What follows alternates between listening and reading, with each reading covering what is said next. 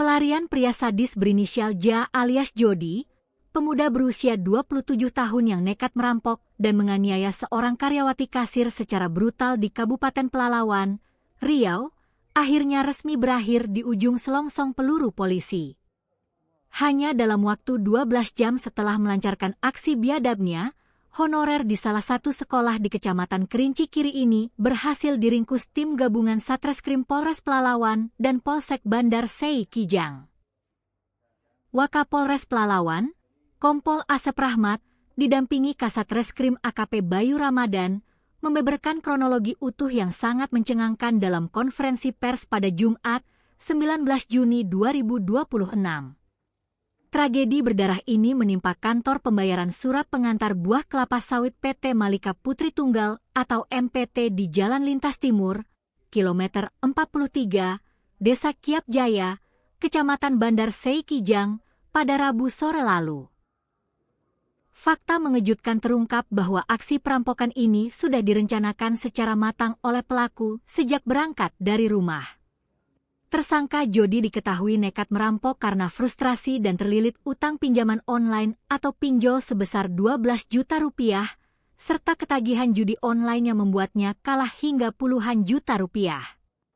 Bahkan, sebelum merampok, pelaku sempat mencuri uang orang tuanya sendiri sebesar 20 juta rupiah demi memuaskan nafsu judi slotnya tersebut. Sekitar pukul 14.00 waktu Indonesia Barat, pelaku sudah datang memantau situasi kantor dan berpura-pura menumpang ke kamar mandi sembari mencuri sebilah gunting bergagang kuning dari atas meja. Pelaku kemudian pergi dan kembali lagi pada pukul 16:50 WIB saat kondisi kantor sudah sepi dan hanya menyisakan korban, Putriani Tamba, berusia 25 tahun, seorang diri di ruangan kasir. Tersangka Jody langsung merangsek masuk ke ruang kasir, menodongkan gunting, dan memaksa korban menyerahkan kunci brankas. Namun, karena korban menolak dan berteriak meminta pertolongan, pelaku langsung menganiaya wanita malang tersebut secara brutal tanpa peri kemanusiaan. Pelaku memiting, membanting korban ke lantai, memukul, menendang, hingga menginjak kepala korban. Tak sampai di situ, pelaku menusuk tubuh korban berulang kali menggunakan gunting hingga gagang gunting tersebut bengkok.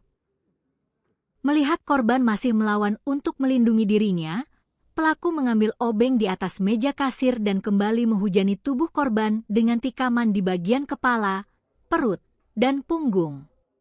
Setelah korban lemas tak berdaya, pelaku merampas kunci brankas, menguras uang tunai sebesar 76 juta rupiah lebih, lalu kembali menusuk korban agar tidak berteriak saat dirinya melarikan diri menggunakan sepeda motor Honda Beat Street. Aksi pelarian pelaku terbilang sangat tebal muka.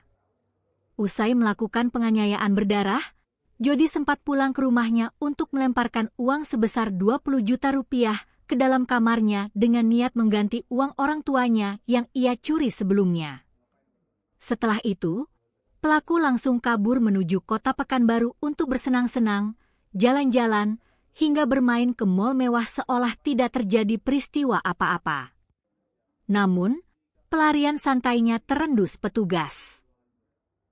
Melalui analisa mendalam terhadap rekaman CCTV, sidik jari, dan teknologi pencocokan wajah, polisi berhasil melacak posisi pelaku.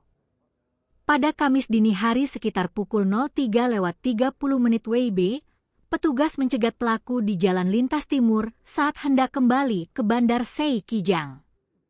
Karena sempat melakukan perlawanan sengit dan mencoba kabur saat motornya mendadak ngadat, polisi langsung memberikan tindakan tegas dan terukur dengan menembak betis kaki kiri dan kanan pelaku hingga bolong. Dari tangan pelaku, polisi menyita sisa uang tunai sebesar 36 juta rupiah lebih beserta alat-alat yang digunakan untuk menganiaya korban. Atas perbuatan biadabnya, kini Jody dijerat pasal pencurian dengan kekerasan dan terancam hukuman 12 tahun penjara.